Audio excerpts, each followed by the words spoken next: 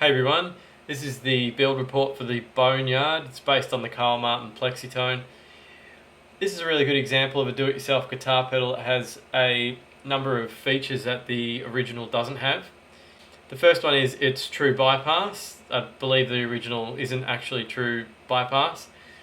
The second one is the circuit runs on 12 volts and the original actually uses a DC adapter that runs at 12 volts, so you have to supply it with its own power pack.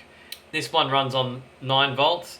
It uses the Max 1044 or the LT 1054 to increase the 9 volts from your Boss adapter up to 12 volts that it needs to run. So you don't actually need to have a dedicated DC power pack to run the pedal. And the other thing too is that it fits inside a 1590 BB. I had a look at the dimensions of the pedal that the Boneyard's based on, and I just drew this up for those dimensions, and I suspected that it was much bigger than a 1590 BB. As you can see, it's nearly double the size. It's quite big in height and in length and width. In all dimensions, it's quite a lot bigger. Of course, using this live would probably be a bit tricky because of the foot switches are pretty close together. You could space it out a bit better, move that one down and center that one a bit more so you've got a bit more room on the sides.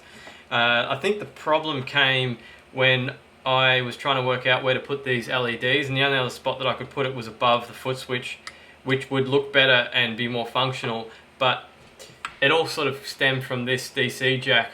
I left this whole area up the top to make sure that the DC jack was going to fit in, but I'd probably take a gamble and actually drill that higher up so that the pots can be moved up a bit, and then you'd have room to put the LEDs above the foot switches. So even though it is a bit small, you've got that bit of an issue with where the foot switches are. But if you haven't made one yet, you're still planning it, try and get these pots up the top and the DC jack in the right spot.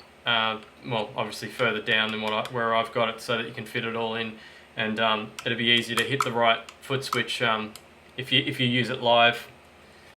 So you can see on the inside that there's plenty of room up the top. I've kind of squashed it all down the bottom unnecessarily. You could space the jacks out on the sides, move them up a bit as well, and then you can put the LEDs, instead of having them on the sides there, you can put them above the respective foot switches, which would be a better layout than how I've got it. This could be illegal. I could have a SWAT team smash through my window when I explain this to you, but I've actually got two IC sockets on top of each other. What on earth would possess somebody to do that? I use the LT 1054s, and if you use an LT 1054 for this particular circuit, you have to cut off one of the legs of the IC socket.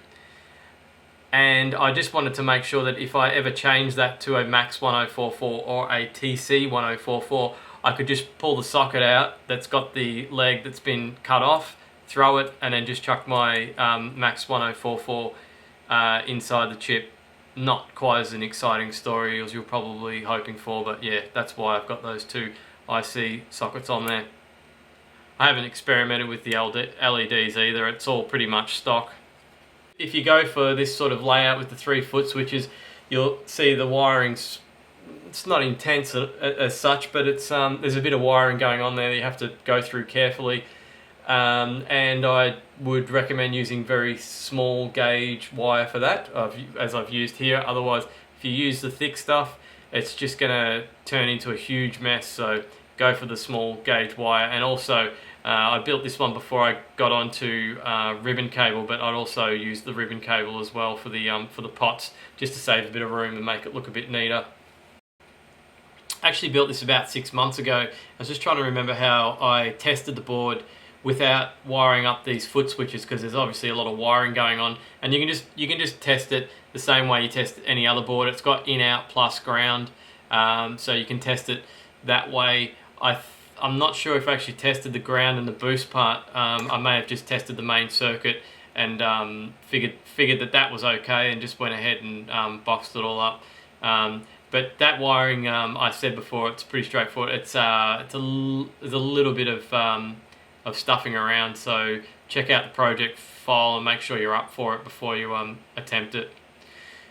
So that's it for the Boneyard. Thanks for watching, and don't forget to subscribe.